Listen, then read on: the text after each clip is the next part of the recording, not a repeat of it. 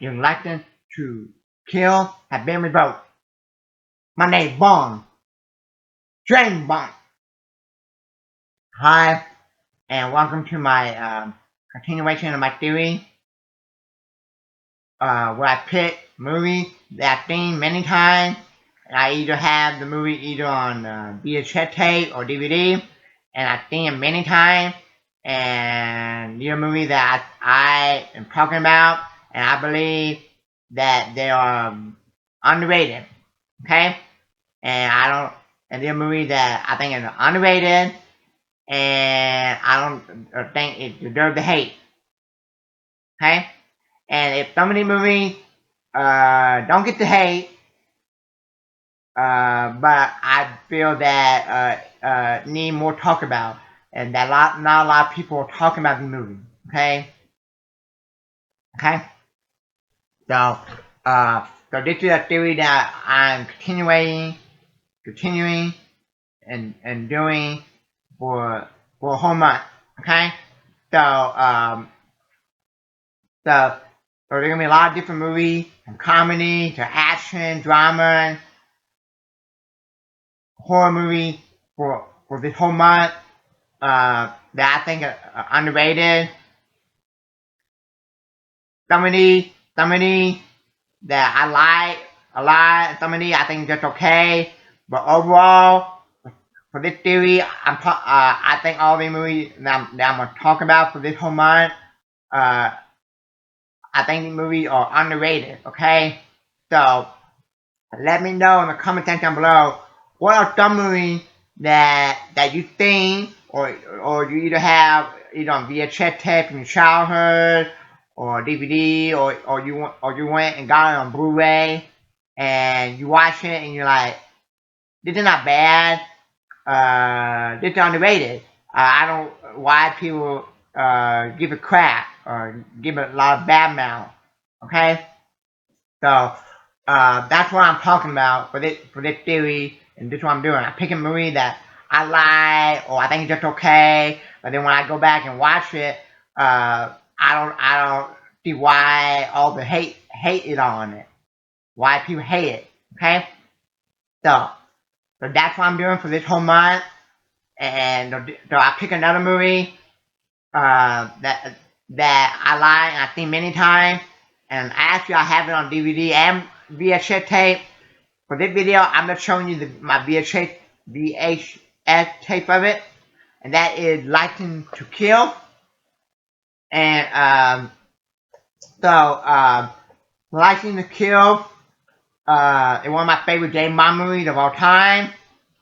So let's talk about it. Was it last year? Yeah, I think it was last year. When last year when No Time to Die came out, it was the first time I ever did a ranking of any franchise, that kind of franchise, that big. Okay, it took me forever. I probably did ranking. I probably did ranking a franchise before when it was just like 2, 3, or 4 movies. But when you get past like 4 or 5 movies, then it's gonna get hard for me to rank them. Okay. Uh, so uh, so I have it on here where I rank License to Kill, and I put License to Kill at number 5. Okay. Cause every time I watch it, I enjoy it more and more. Okay. It took me a while to appreciate this movie, or I should say, a better word is to remember this movie. Because this is not a movie, a James Bond movie that I remember that much from my childhood. Because the James Bond movie that I remember a lot from my childhood is like GoldenEye and Goldfinger. Those two are like the most I watched like a million times with my brothers and my dad. Okay, because when I think of James Bond, I think of GoldenEye and Goldfinger. Okay. Um, uh, James Bond was a big part of my childhood. And that like the number one franchise I watched like a million times in my childhood. More than Star Wars, more than Indiana Jones. Indiana Jones might be like the second or third most watched franchise in my childhood behind uh, James Bond. Okay. Um, I think more people come to appreciate Timothy Dalton after Daniel Craig. Cause everybody say, "Oh, Daniel Craig is the darkest. Daniel Craig is the darkest." No, Timothy Dalton was the darkest. Okay, I wish Timothy Dalton did more. To be honest, I didn't really like him that much when I first saw him when I was a little kid. I didn't really like him. He turned me off. Uh, and I didn't watch his two movies that much when I was a little kid.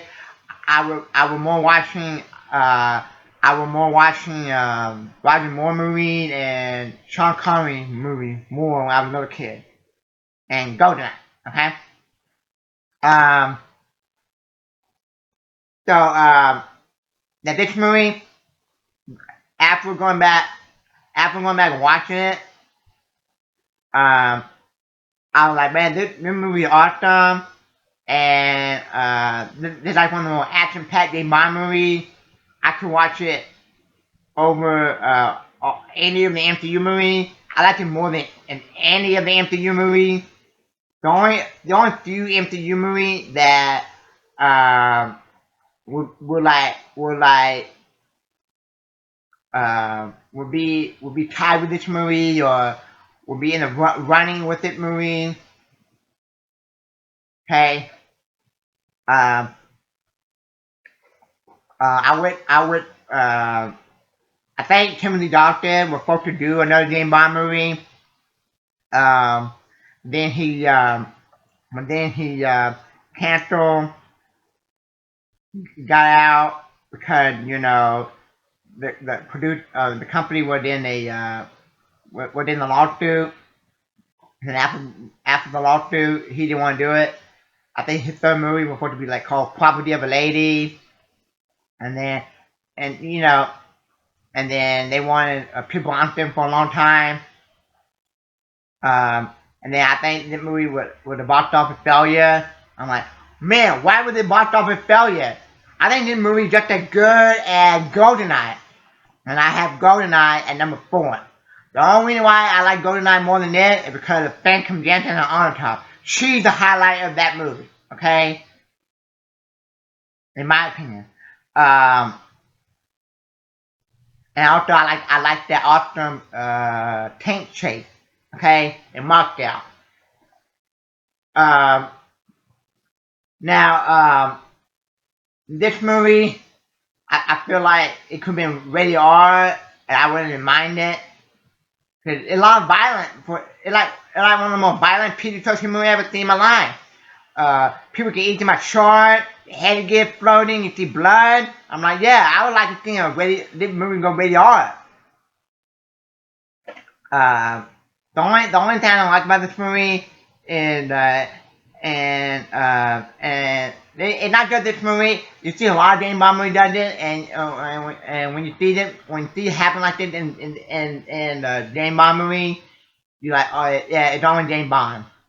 Uh, James Bond popped a wheelie on 18 truck, 18 wheeler through the fire, huh? And like James Bond could do that, okay? Kind of like an Octopussy when Roger Moore and James Bond bear hug the airplane at the end and turned upside down, okay? Um, but I like it when how he killed the bad guy Stan Chen. I think that's the name, yeah, Stan Chen,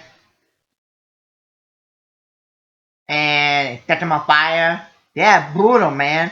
The movie's awesome. Non-stop action. Uh, it wasn't boring. He set out for revenge. this should have been like the man with the golden gun could have been like Liking to Kill, where the bad guy is going around killing people. Um, uh, to get to James Bond, but it wasn't. Um, and I know a lot of people say Living Daylight is the best one. I'm like, no, Living Daylight is really good too. Uh, but I like this one better.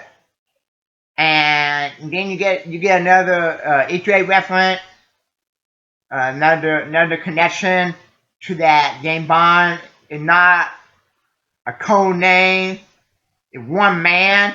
Because there was a thing before they come in and beat them up. Him feeling lighter and his wife. He takes them to James Bond, feeling lighter wife, takes them to James Bond, and you know, feel I forgot what James Bond said, but feel lighter there, what I say or something, and feel lighter there. Well, he was married once, a long time ago. Okay, so long time ago, and that indicate that James Bond is not a code name. And a lot of people believe that James Bond is a code name because they're different actors. Okay, um, but if you pay attention to the James Bond franchise, the James Bond movie, and you pick up all the Easter egg reference, like in this movie, the one in Spy Who Loved Me, all that, then you know that James Bond is not a code name. Yeah, love it, love the dart. Um, um, and I think all the James Bond actors did good. I wish more people would talk about this movie, get more recognized,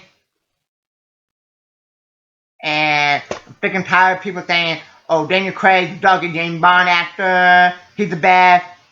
Hey, what about Timothy Dalton? Okay, um, hey, okay, the movie author. Every time I watch it, I'm like, man, this is pretty violent for PG-13. It could have been rated R. Okay. Um.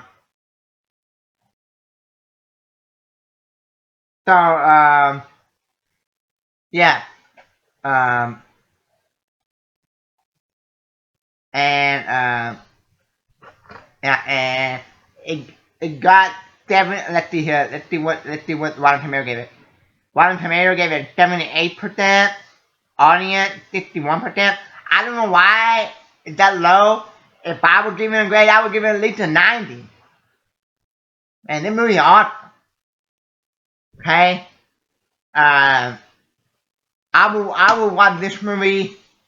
I will watch this movie over any of the MCU movies any day. The only few MCU movies that will be a tie with this movie in my entertainment enjoyment, and you probably know which one they are.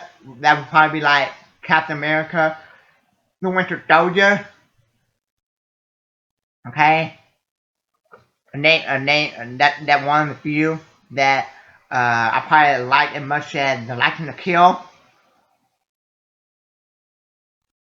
Um, so I think a lot of people don't give Timothy Dalton credit because he only did 2. And to be honest, I'm a big gigantic James Bond fan because I grew up with the franchise in my childhood, buying the VHS tape. It took me a long time to appreciate this movie and to even watch it a lot of times. And every time I watch this movie, I appreciate it more and more. And I wish he would have did his third movie, Property of a Lady. I wish this movie could even be rated R, like I said. Everybody in this movie was awesome. I like to have the bad guy. Don't even know that he even James Bond. That's awesome. Um, so yeah.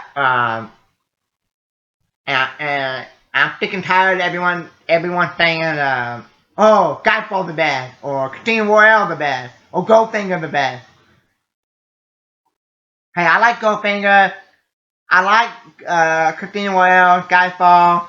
Hey, but look, I like to kill non-stop from beginning to end. Never boring, and then awesome. Okay? Very underrated. Nobody talked about it. If Timothy Dalton would did like 2 or 3 more after Liking to Kill, then more people will probably would be talking about Liking to Kill. The reason why nobody talking about him is because he only did 2. Okay? And it took me a while over the years to, as I got older, to go back and watch his movie and appreciate more. But when I was younger, I didn't really get into his 2 movies. I watched them, but I didn't really like it that much. I thought it was off. Uh, uh, the three the 3 James Bond actors that I really got into the most was number 1, Roger Moore, number 2, Sean Connery, and number 3, Pierce Brosnan. Okay, I didn't really care for Timothy Dalton or George Lazenby that much when I was a kid. Okay,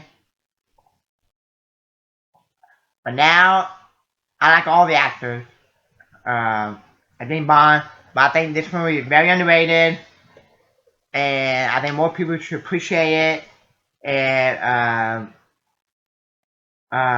it's a good action movie. It's a good thriller movie at some time. Even a good horror movie at some time. You know, the guy gets bitten off his leg and still survives. His head explodes. Wow, love this movie. And I like the good action movie, the good action thing, the last 30 minutes of the movie.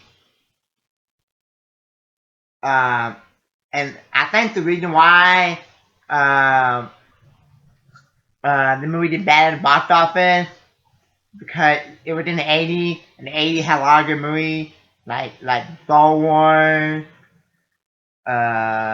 Batman, Die Hard, I believe. A lot of iconic 80s movies came out in the 80s, and Liking the Kill couldn't compete with it. But but okay. So thank you for watching, and look forward to another underrated movie that I think is underrated in my next video that I will pick, and look forward to that. And let me know if you think Liking to Kill is underrated.